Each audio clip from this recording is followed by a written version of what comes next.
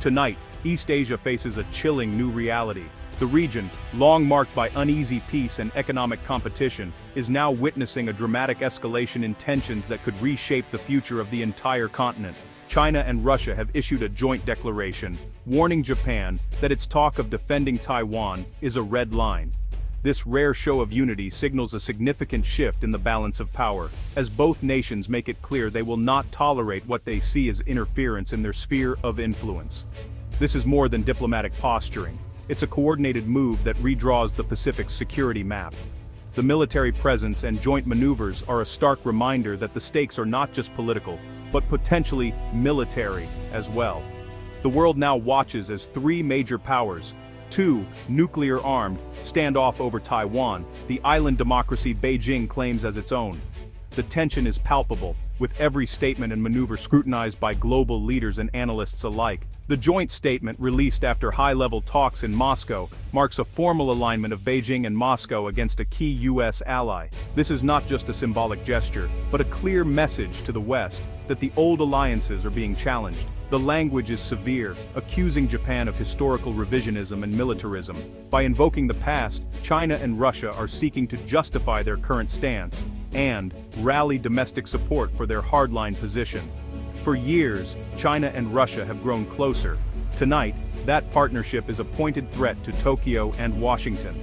Their military cooperation has deepened, with joint exercises and intelligence sharing now routine. The message: Japan's security decisions are not its own when they affect Chinese and Russian interests. Any move by Tokyo is now likely to be met with swift and coordinated pushback from both Beijing and Moscow. This is a new geopolitical fault line.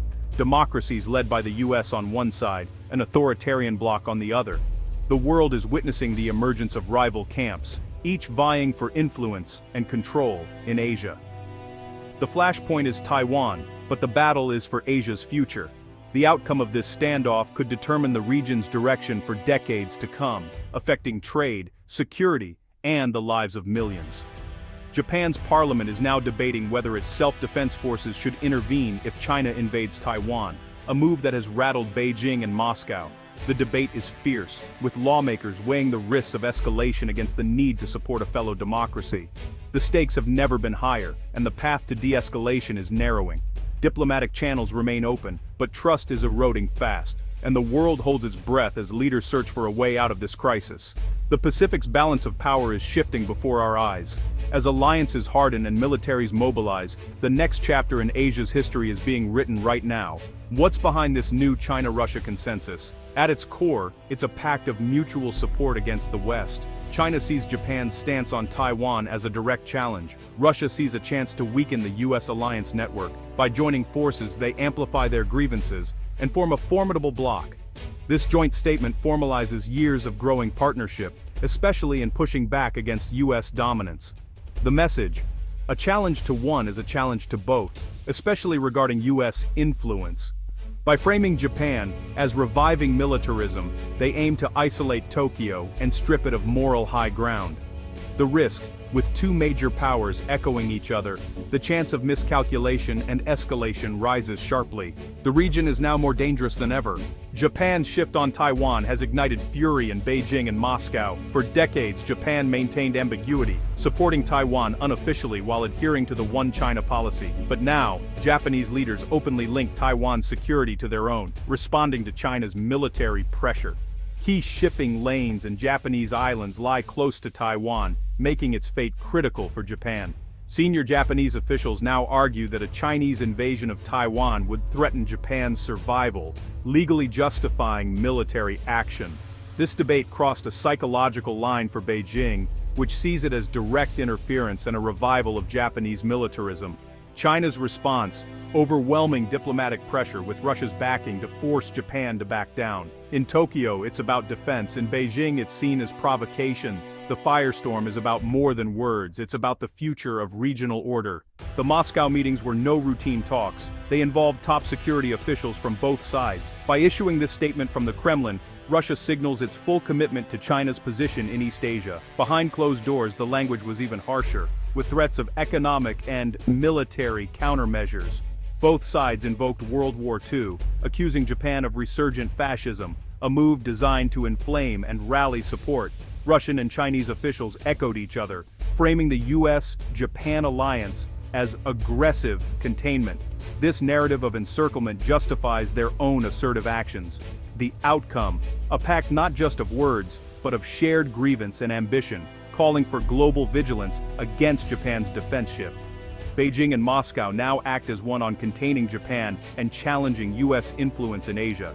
Japan is undergoing a seismic security shift. For decades, Article 9 of its constitution limited its military to self-defense. But with North Korea's threats and China's military rise, Japan is rethinking its stance. Recent policy changes allow for collective self-defense and a doubling of the defense budget. Japan is acquiring long-range missiles and moving from passive defense to active deterrence. The US-Japan alliance remains central, but Tokyo knows it must shoulder more responsibility, especially regarding Taiwan.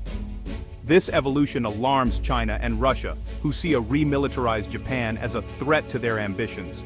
The joint statement is a psychological campaign to make Japan question the cost of its new defense posture.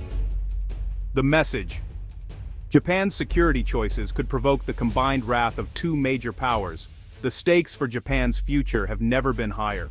The Moscow Declaration has sent shockwaves through Washington and allied capitals, igniting urgent discussions behind closed doors. Leaders are scrambling to assess the full implications of this bold move, as the world's attention turns to the escalating tensions.